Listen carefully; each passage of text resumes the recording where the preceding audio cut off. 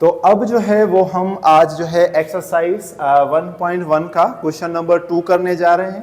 Question number 2 बहुत ही आसान है, सिंपल है। आप देखें कि क्या कह रहा है, for what value of n, n की वैल्यू क्या हो जो आयोटा एन हमें गिवन है। हमारे पास जो है वो गिवन क्या है, सॉल्यूशन अगर हम लिखें आयोटा एन हमें गिवन है, ठीक है।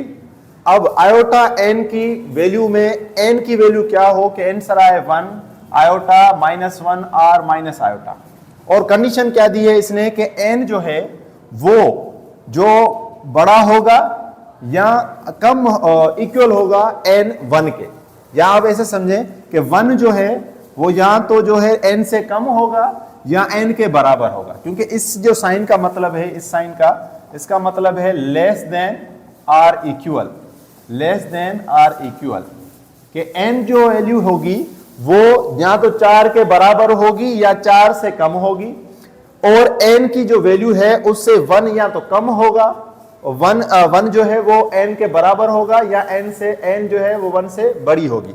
तो आप देखें अगर वैल्यू हम लिखें तो n की वैल्यू क्या होगी 1, 2, 3 और 4 यही होगी ना। अगर आप यहां देखें कि 1 जो है वो 4, 3, 2 से छोटा है या बराबर होगा 1, और 4 से n की वैल्यू या तो छोटी है या 4 के बराबर है।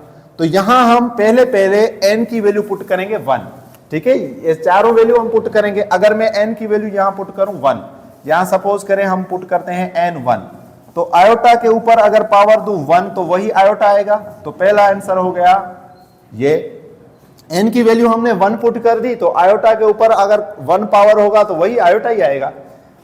अब जो है इसी में ही पहला हो गया। अब जो है दूसरे में हम क्या करेंगे कि आयोटा हमने उठाया, आयोटा n की वैल्यू अब हम पुट करेंगे 2, n की वैल्यू 2 पुट करेंगे तो क्या हो जाएगा आयोटा स्क्वायर। तो हमें पता है कि आयोटा स्क्वायर किसके बराबर है, आयोटा स्क्वायर बराबर है -1 के, तो ये हमारे पास दूसरा आंसर आ गया।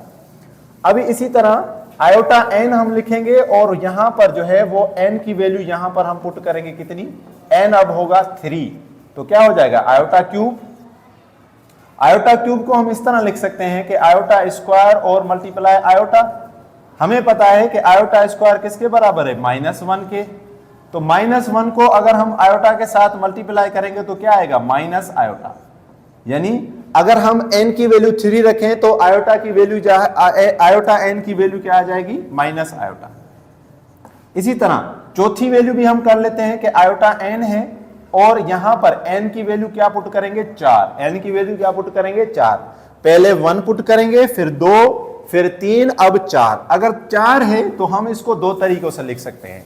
जैसे ये हो गया हमारे पास आयोटा 4, आप इसको इस तरह से लिख सकते हैं आयोटा स्क्वायर, और आयोटा स्क्वायर इस तरह भी लिख सकते हैं, या आप इसको इस तरह से भी लिख सकते हैं कि आयोटा स्क्वायर और होल स्क्वायर।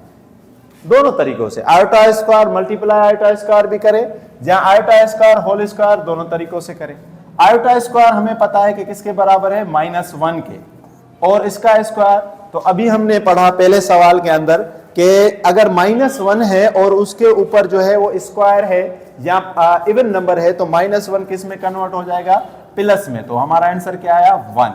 तो यहां हमें कुछ भी याद नहीं करना था, सिर्फ हमें एक चीज पता हो कि आयोटा स्क्वायर जो है वो किसके बराबर है -1 के। पहले सवाल में भी हमने किया हुआ है कि आयोटा स्क्वायर किसके बराबर है -1 के।